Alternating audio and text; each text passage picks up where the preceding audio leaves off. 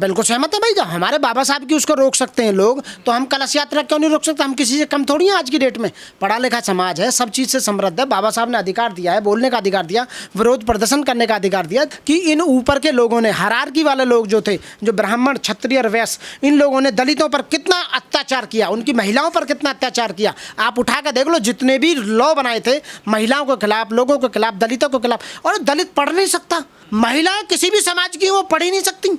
महिला का पति मर जाएगा, उसे सती होना पड़ेगा। तो आपने देखा होगा वहाँ ना कोई एफआईआर दर्ज हुई है, ना कोई वहाँ मार पिटाई हुई, ना कोई झगड़ा हुआ, ना पत्थरबाजी, कुछ हुआ ही कुछ नहीं हुआ ना। तो इसका मतलब है वो विरोध जो था वो जायज़ था और उसे तरीके से रोका गया था, संवैधानिक दायरे में रहकर विरोध। जाटव यात्राओं को रोक रोक के परमिशन पूछेंगे सबसे। परमिशन बिल्कुल जरूरी है देश में। यदि बाबा साहब की जयंती निकालेंगे या बाबा साहब का कोई कार्यक्रम करेंगे, बुद्धा का कोई कार्यक्रम करेंगे, उसके लिए जब लोग ये कहते हैं कि कोई परमिशन नहीं ली है, तो परमिशन या कोई भी कानून तो सब पे बराबर है। राइट टू इक्वलिटी, सबको बराबर का अधिकार है ना। तो वो पुलिस प्रशासन का काम है ना, परमिशन किसको देनी है, किससे पूछनी है, किसको लेनी है। तो पार्शलिटी नहीं दिखाएंगे ना कोई लोग। हमारा जो इस समय यूपी में जो गवर्नमेंट चली, बीजेपी की चल रही है, और बीजेपी का जो जितना भी ताना बाना पुलिस और जितना भी हमारा सिस्टम है, वो अंबेडकर के लिए देगा नहीं। और जितने भी हिंदू देवी देवताओं की कलश यात्रा निकलनी है, कोई भी निकलनी है, राम जन्म कुछ भी निकलना है, उसके लिए बिना परमिशन के। धार्मिक कार्य है ना, उनके लिए क्या परमिशन चाहिए? अरे भाई, धार्मिक कार्यों के लिए भी जरूरी है, ताकि वहाँ विवाद ना हो, शांति भंग ना हो। और जुलूस निकालने के लिए परमिशन बहुत नेसेसरी है, बहुत जरूरी है, इसलिए बहुत जरूरी है। छतों पे ईंटें पत्थर लेके चढ़ोगे, लाठी डंडे लेके चढ़ोगे, डराओगे लोगों वो सब झूठा, कहीं कोई कुछ नहीं चढ़ाया गया था। आप लोग झूठ बोलते हैं। आपके कौन सा स्रोत है आपके पास? आपने कहा किसी के हाथ में ठाकुर समाज कह रहा है, वो सब झूठ बोल रहे हैं। उन्होंने कोशिश की थी इस पर एफआईआर दर्ज हो, लेकिन वहाँ ऐसे कोई एविडेंस नहीं पाया गया उनके खिलाफ, इसलिए वहाँ कोई आज तक एफआईआर दर्ज नहीं हुई। इसका मतलब मैं कहूँ पढ़ा लिखा समाज था, पढ़े लिखे तरीके से विरोध कर रहे थे, और विरोध करना भी चाहिए। यदि हम सहमत है उनकी बात जो उन्होंने किया? बिल्कुल सहमत है भाई। जब हमारे बाबा साहब की उसको रोक सकते हैं लोग, तो हम कलश यात्रा क्यों नहीं रोक सकते? हम किसी से कम थोड़ी हैं आज की डेट में। पढ़ा लिखा समाज है, सब चीज़ से समृद्ध है। बाबा साहब ने अधिकार दिया है, बोलने का अधिकार दिया, विरोध प्रदर्शन करने का अधिकार दिया। तो सभी दायरे में रहते हुए उन्होंने विरोध प्रदर्शन किया, और ऐसा होता रहना चाहिए। यदि इस तरह का उनको लगता है कि कलश यात्रा रोकनी जरूरी है, और वहाँ इस तरह का कोई विवाद हो सकता था, वहाँ लड़ाई झगड़ा हो सकता था, तो पहले रोक दिए, बढ़िया किया, अच्छा किया।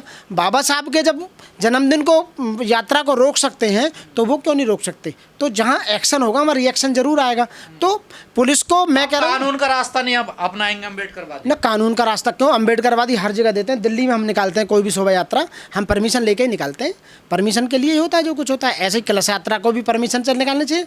राम जन्मभूमि, राम की जितनी झांकियाँ वो भी कलश। ठाकुरों ने कहा कि ये जबरदस्ती बोर्ड लगा रहे हैं, द ग्रेट जाटव गाँव। ये भैया ठाकुरों की सरकार चल रही है, ठाकुर झूठ बोल रहे हैं, क्योंकि आदित्यनाथ योगी ठाकुर है, और वहाँ ठाकुर आए दिन हमारे कर रहे हैं, बारातों को नहीं चढ़ने दे रहे, घोड़ी पे नहीं चढ़ने दे रहे। अरे कितने वो अत्याचार कर रहे हैं भाई, उस पर तो सवाल उठाते नहीं हो आप बताइए। सवाल तो सब पर उठने चाहिए ना।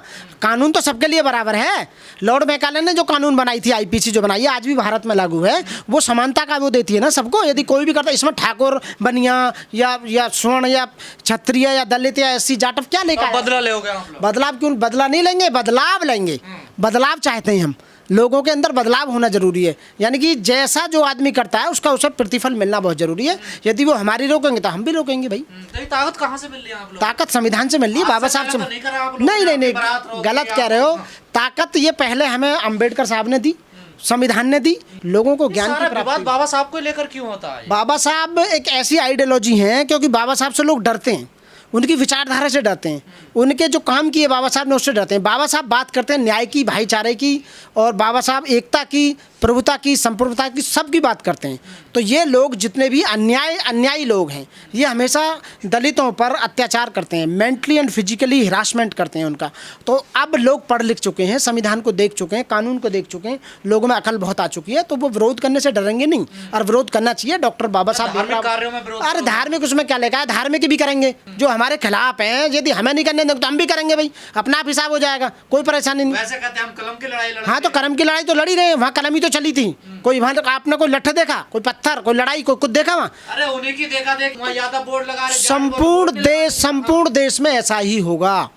जाटव समाज, खासकर अंबेडकरवादी समाज, बहुजन समाज, जो पार्टी से रिलेटेड है बीएसपी से, वो लोग सब जागरूक हो चुके हैं और गलत बात का प्रदर्शन जरूर करना चाहिए। बाबा साहब ने भी कहा था गलत बात का विरोध करो और जिंदा हो तो जिंदा रहने का बताइए। कानून संविधान हमारे बाबा का है, उसी के हिसाब से हमें चलना है। संविधान के दायरे में रहते हुए, आईपीसी के दायरे में रहते हुए, वहाँ के जितने पुलिस एक्ट हैं उनके दायरे में रहते हुए हमें विरोध जरूर करना चाहिए। कहते हैं संविधान के निर्माता बाबा साहब हैं। हाँ। अनिल मिश्रा कह रहे हैं कि भिंडराव हैं। देखिए, इनको कहना गलत होगा। उन्होंने संविधान नहीं पढ़ा। मैं उन अनिल मिश्रा जी से ये कहूँगा कि BN राव ने संविधान नहीं लिखा। BN राव सलाहकार थे संविधान समिति के, तो उनसे बाबा साहब ने सलाह ली नहीं, क्योंकि बाबा साहब में इतना ज्ञान था, बहुत ज़्यादा सलाह लेने की जरूरत ही नहीं पड़ी।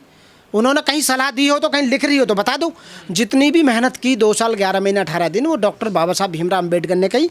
आप डिबेट पढ़ लीजिए, संविधान कॉन्स्टिट्यूशनल डिबेट है जितनी, वो पढ़ लीजिए। उनमें सीधा सीधा लिखा हुआ है कि सारी मेहनत लास्ट में हर आर्टिकल पर बाबा साहब ने डिबेट की और उसमें सारी मेहनत बाबा साहब की थी। 7 लोग थे, 7 में से 6 लोग कहीं ना कहीं, एक मर गए थे, 2 बीमार थे, 2 विदेश में चले गए थे और एक अपने राजपाट के काम में लगे हुए थे। और BN राव ने कोई सलाह नहीं दी, केवल उन्हें सलाहकार बनाया गया था। लेकिन बाबा साहब इतने ब्रिलियंट थे, उन्होंने विदेशी संविधानों को पढ़कर, स्रोतों को पढ़कर, रात दिन मेहनत करके, बाबा साहब को डायबिटीज़ भी हो गई थी, उन्होंने रात दिन मेहनत की। और अंग्रेजों ने कहा था कि तुम्हारा देश को हम आज़ाद तो कर देंगे, लेकिन तुम्हारे देश में एक भी ऐसा व्यक्ति नहीं है जिसके अंदर इतना ज्ञान हो सके जो भारत का संविधान बना सके।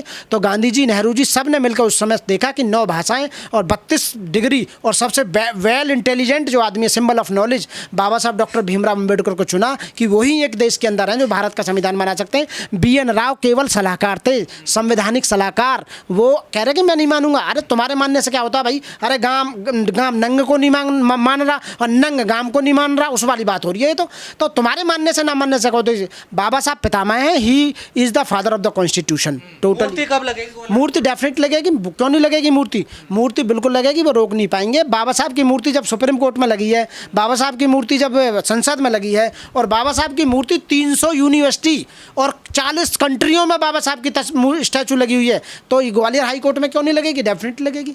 मूर्ति जब तक नहीं लग रही, इन्हें सोचना चाहिए कि वो और भी ज़्यादा क्रांति हो रही है, रोडों पर लोग आ रहे हैं, इतिहास बन रहा है। और दोबारा से जो MP में जो हमारा एक जो क्रांति थी, जो दब गई थी, वो इस मूर्ति के रास्ते से ऊपर आई है। लोगों में जागरूकता आई है और लोग समझते हैं। एसोसिएशन तो जो वहाँ के चीफ जज थे सुरेश कैद जी, उन्होंने ऑर्डर पास किया। ऑर्डर में लिखा है, ऑर्डर भी नहीं मानेंगे। क्यों नहीं मानेंगे? बिल्कुल डेफिनेटली मानेंगे। यदि वो ऑर्डर नहीं मानेंगे तो सुप्रीम कोर्ट है, सुप्रीम कोर्ट में आएंगे, संसद है। एक वक्त ऐसा आएगा ये मिश्रा जी खुद मूर्ति के लिए कहेंगे हाँ जी हम मूर्ति लगवाने के लिए तैयार है।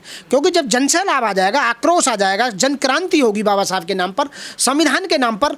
सरकारों को क्या चाहिए? वोट चाहिए। जब उन्हें दिखाई देगा कि हम हार रहे हैं, बीजेपी को दिखाई देगा हम हार रहे हैं, वहाँ BSP की सरकार बनने जा रही है आने वाले समय में, तो डर के मारा यही बाबा साहब की खुद खरीद के मूर्ति लगाएंगे, तभी इस विवाद को खत्म किया जाएगा, वरना खत्म नहीं किया जाएगा। बाबा साहब से इतनी नफरत क्यों? नफरत इसलिए कि बाबा साहब एक ऐसी सिंबल है, ऐसा मैसेज देते हैं लोगों को। बाबा साहब के रास्ते से पता चलता है कि इन ऊपर के लोगों ने, हायरार्की वाले लोग जो थे, जो ब्राह्मण, क्षत्रिय और वैश्य, इन लोगों ने दलितों पर कितना अत्याचार किया, उनकी महिलाओं पर कितना अत्याचार किया। आप उठा कर देख लो, जितने भी लॉ बनाए थे महिलाओं के खिलाफ, लोगों के खिलाफ, दलितों के खिलाफ। और दलित पढ़ नहीं सकता, दलित संपत्ति अर्जित नहीं कर सकता। महिलाएं किसी भी समाज की वो पढ़ ही नहीं सकती। महिला का पति मर जाएगा, उसे सती होना पड़ेगा, स्तन टैक्स तक दिया जाएगा, दासी प्रथा उन्हें दी जाएगी। तो आप बताइए कैसी कैसी मतलब प्रथाएं बना रखी थी, कस्टम्स बना रखे थे। बाबा साहब ने उनका विरोध किया और उन्हें ख़त्म करवाया गया। इसलिए बाबा साहब से चलते। और बाबा साहब ने 3 वो दिए थे, 3 सिंबल। सबसे पहले नंबर 1, आप शिक्षित बनो, संगठित रहो और संघर्ष करो। ये बाबा साहब के 3 स्लोगन जो हैं उनसे वो डरते हैं। और आपने देखा होगा बदलाव आया। 3000 साल की गुलामी बाबा साहब ने एक झटके में काट दी। जिस समय राजा रानी के पेट से पैदा हुआ करता था, आज राजा तुम्हारी वोट से पैदा हो रहा है। ये बाबा साहब का देन है कि बाबा साहब ने 18 वर्ष की उम्र में आपको वोट डालने का अधिकार जो दिया, और उस वोट से आप सरकार को हिला सकते हैं, सरकार को बदल सकते हैं। और 5 साल में आपके पैर चाटने के लिए जो आएगा नेता, चूमने के लिए जो आएगा, नमस्ते करने आएगा, सलूट देने आएगा, तुम्हें दुनिया भर के गिफ्ट देना आएगा, वो तुम्हारी उस बाबा साहब की दी हुई गिफ्ट, बाबा साहब का दिया हुआ अधिकार, जो 18 साल की उम्र में आप वोट डालते हैं, उसी की वजह से आते हैं सर।